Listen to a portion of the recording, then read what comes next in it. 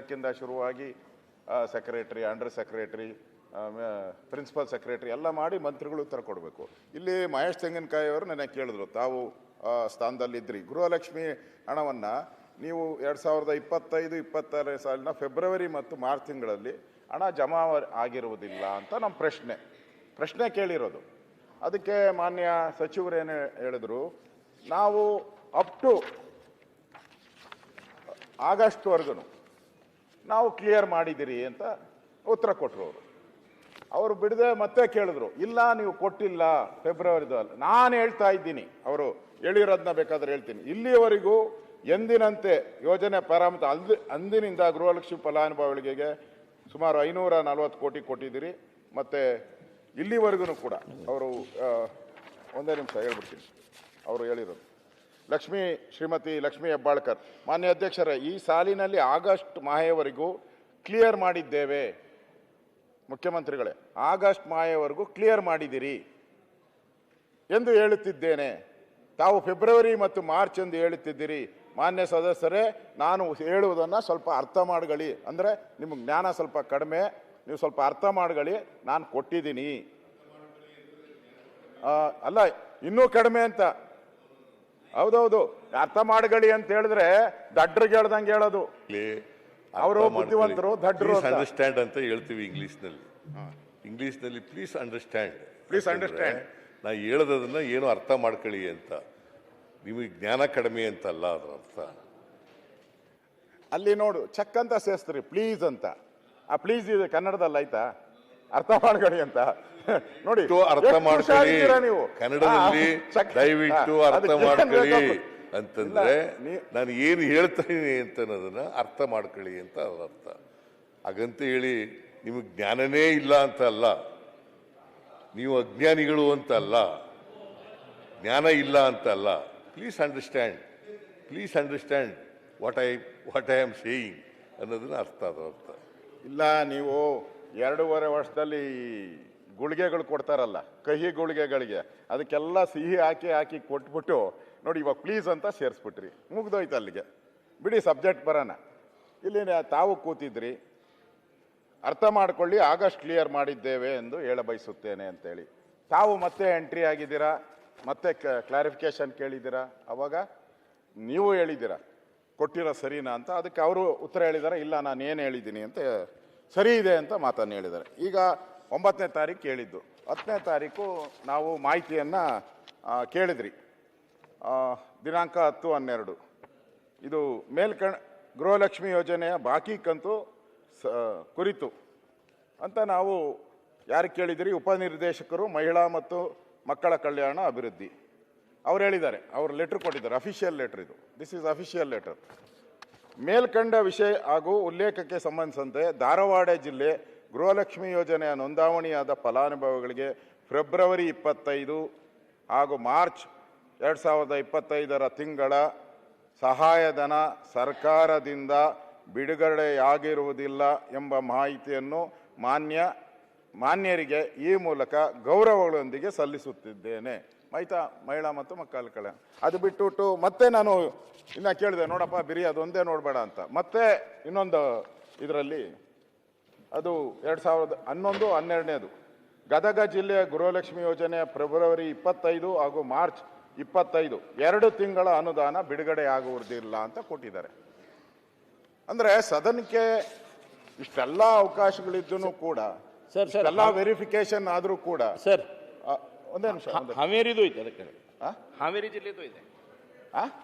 ಹಾವೇರಿ ಜಿಲ್ಲೆನೂ ಇದೆ, ಧಾರವಾಡ, ಹಾವೇರಿ ಮೂರು. ಹಾವೇರಿದು ಹೇಳಿದ್ದೀನಿ, ಹಾವೇರಿ ಜಿಲ್ಲೆದು, ಹಾವೇರಿ ಗದಗ ಎಲ್ಲ ಹೇಳಿದ್ದೀನಿ. ಇಷ್ಟೆಲ್ಲ ಮಾಹಿತಿ ಇದೆ ಪಾಟೀಲ್ರೆ. ನಾವೇನಾದ್ರು ಕಾನೂನು ತಪ್ಪು ಹೇಳಿದ್ರೆ 100 ಚುಚ್ಚು ಹಾಕ್ತೀರಾ ನೀವು. ಈ ಸೂಜಿಯಲ್ಲಿ ಚುಚ್ತಾರಲ್ಲ, ಈ ಜಾಲಿ ಮುಳ್ಳಲ್ಲಿ ಹಂಗೆ ಚುಚ್ಚು ಹಾಕ್ಬಿಡ್ತೀರ ನಮಗೆ. ಇವಾಗ ಮಂತ್ರಿ ಈ ಥರ ಸದನಕ್ಕೆ ತಪ್ಪುಗಳು ಹೇಳಿದ್ರೆ, ಸದನದಲ್ಲಿರೋ ನೀವೆಲ್ಲರೂ ಹೇಳೋದನ್ನ ನಾವು ಯಾವ ಗ್ಯಾರಂಟಿ ಅಂತ ನಂಬೇಕು ನಾವು?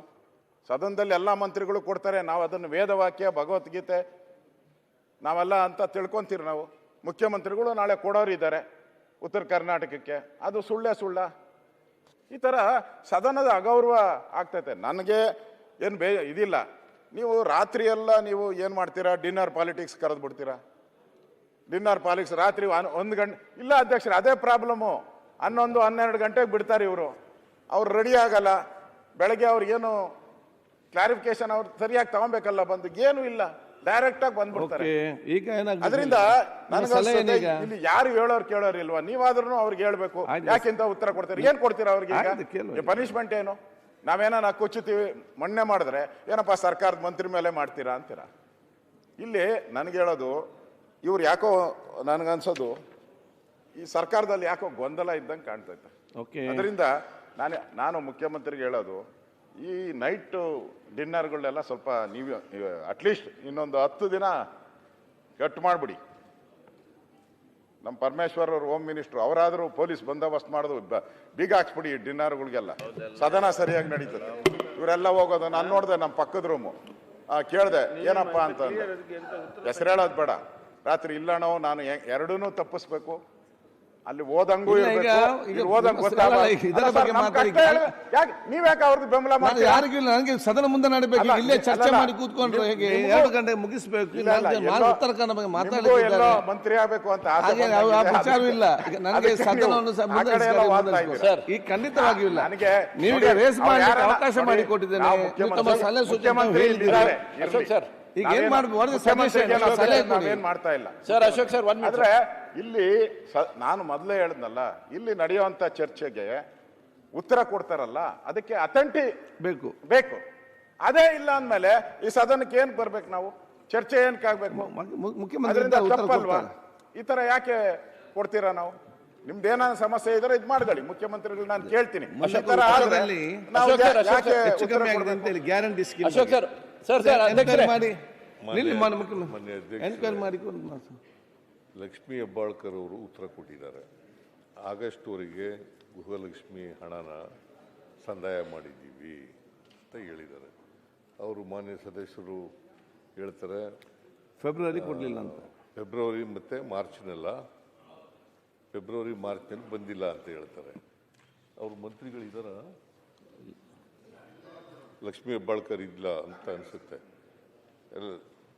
ನನಗೆ ಅರ್ಥ ಆಯ್ತು ಅವ್ರಿಗೆ ಹೇಳಿದ್ದು.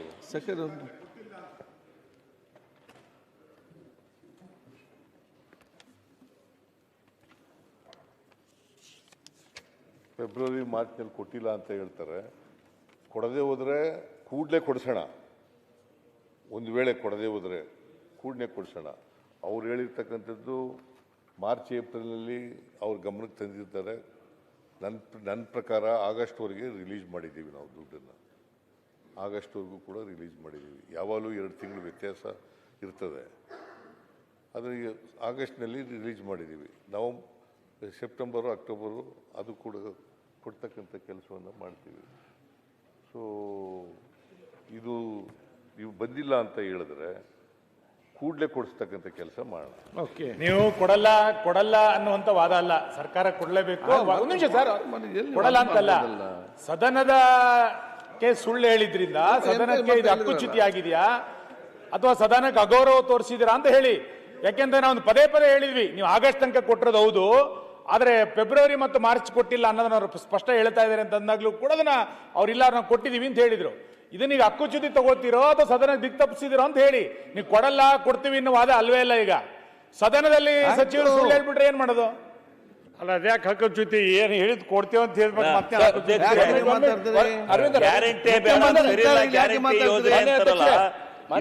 ಇಷ್ಟೊಂದು ಚಿಂತನೆ ಒಂದ್ 2 ತಿಂಗಳು ಹೆಚ್ಚು ಕಮ್ಮಿ ಕೊಡ್ತಾರೆ ಅಧ್ಯಕ್ಷರೇ. ಗ್ಯಾರಂಟಿ ಯೋಜನೆ ವಿರೋಧ ಮಾಡ್ತಾರ್ತಾನೆ ಅವರು.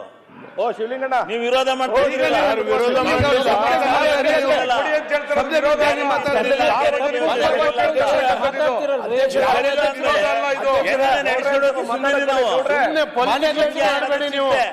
ಪೊಲಿಟಿಕಲೈಸ್ ಮಾಡಬೇಡಿ ಅಧ್ಯಕ್ಷರೇ.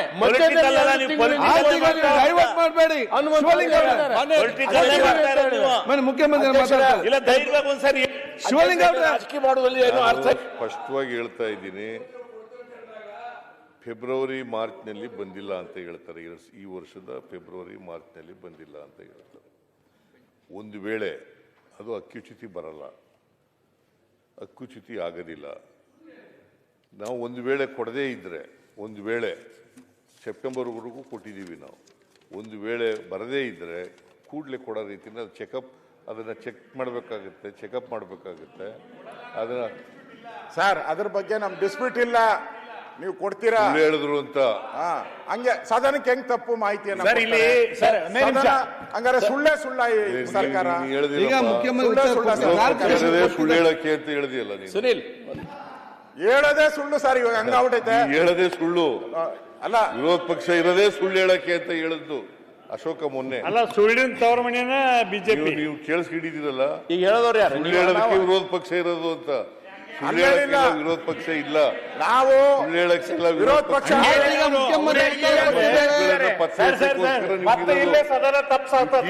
ಈಗ ನೀವು ಮುಖ್ಯಮಂತ್ರಿ ಉತ್ತರ ಕೊಟ್ಟಿದ್ದಾರೆ, ಉತ್ತರ ಕೊಟ್ಟಿದ್ದಾರೆ, ಸುಳ್ಳು ಅಂತ ಮುಖ್ಯಮಂತ್ರಿ ಉತ್ತರ ಬಂದು ಚರ್ಚೆ ಆಗಿದ್ದಾರೆ. ಮಾತುಗಳೆಲ್ಲ ಸುಳ್ಳು. ನಾವು ಸುಳ್ಳು ಹೇಳಲ್ಲ, ಹೆಚ್ಚು ಕಡಿಮೆ ಆಗಿದ್ರೆ ಅದನ್ನ ಸರಿಪಡಿಸ್ತಕ್ಕಂಥ ಕೆಲಸ ಮಾಡ್ತೀವಿ. ಈಗ ಹೇಳಿದಾರಲ್ಲ ಸದನದಲ್ಲಿ ಮಂತ್ರಿಗಳು ನಾನು ಸುಳ್ಳಲ್ಲ, ಅಸತ್ಯ ಅಂತ ಹೇಳು ವಿರೋಧ ಅಶೋಕಣ್ಣ. ಪಕ್ಷದಲ್ಲಿ ಇದ್ದಾಗ ಎಲ್ಲರೂ ಸುಳ್ಳೆ ಅಂತ ಅವ್ರನ್ನೂ ಸೇರ್ಸಿ ಹೇಳಿದ್ದು, ನಮ್ಮನ್ನೆಲ್ಲ. ಇಲ್ಲ, ನಾನು- ಯಾರ್ಯಾರು ಇದಾರೆ ವಿರೋಧ ಪಕ್ಷದಲ್ಲಿ ಅವರೆಲ್ಲ ಸುಳ್ಳು ಹೇಳೋದು. ನಾನು 2 ಸಾರಿ ವಿರೋಧ ಪಕ್ಷದ ನಾಯಕನಾಗಿದ್ದೆ, ಯಾವತ್ತೂ ಸುಳ್ಳು ಹೇಳಿಲ್ಲ. ವಾಸ್ತವಾಂಶದ ಮೇಲೆ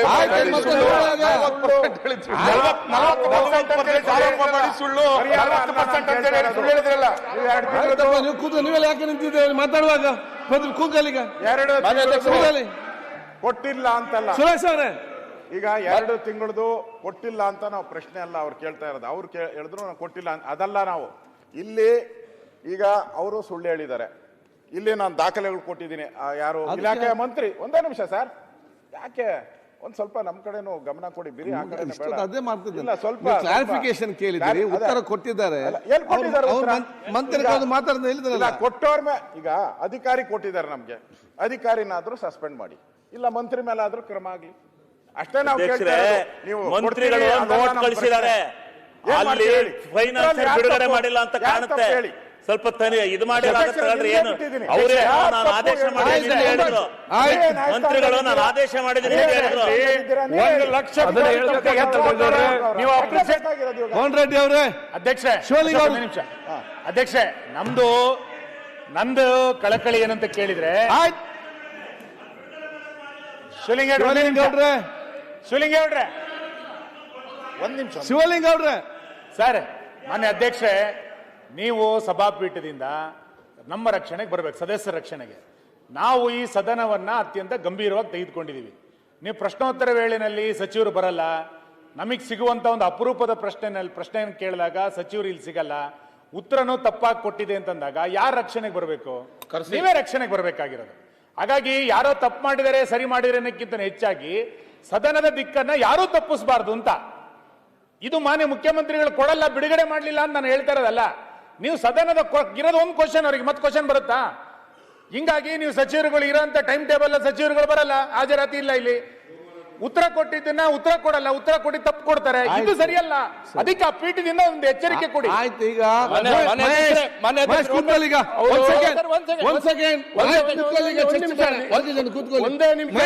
ಕೂತ್ಕೊಳ್ಳಿ, ಅಲ್ಲ ನಾನು ನಾನು ಹೇಳ್ತೇನೆ, ಮತ್ತೆ ನೀವು ಮಾತಾಡಿ. ಯಾಕೆ ಮಾತಾಡ್ಬೇಕು? ಹಿರಿಯ ಸಚಿವರಿದ್ದೀರಿ, ತಾವು ಹಿರಿಯ ಶಾಸಕರಿದ್ದೀರಿ. ಅವರೇ ಆಯ್ತು, ಕೂತ್ಕೊಳ್ಳಿ. ನೀವು ಹೇಳಿದ್ರೆ ಅವರು ಈ ರೀತಿ ನಡ್ಸಕ್ಕಾಗುತ್ತಾ? ಆಯ್ತು, ನೀವು ಮೂರು ಜನ ಮೂರು ರೀತಿಯಲ್ಲಿ ಮಾತಾಡ್ತೀವಿ.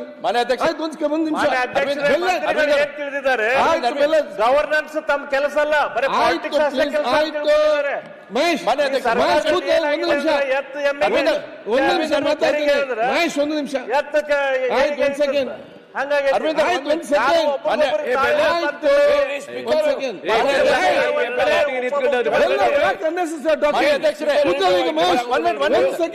ಅಲ್ಲ, ನಾನು ಮುಗಿಸ್ತೇನೆ. ಒಂದ್ ಸೆಕೆಂಡ್ ನೋಡಿ, ಚರ್ಚೆ ಯಾಕೆ ಅಂತ ಹೇಳಿದ್ರೆ, ಆದಷ್ಟು ಬೇಗನೆ ಸದನ ಇವತ್ತು ಮುಗಿಸ್ಬೇಕು. ಎರಡನೇದು, ಉತ್ತರ ಕರ್ನಾಟಕದ ಬಗ್ಗೆ ವಿಶೇಷವಾದ ಗಂಭೀರ ಚರ್ಚೆ ಇದೆ.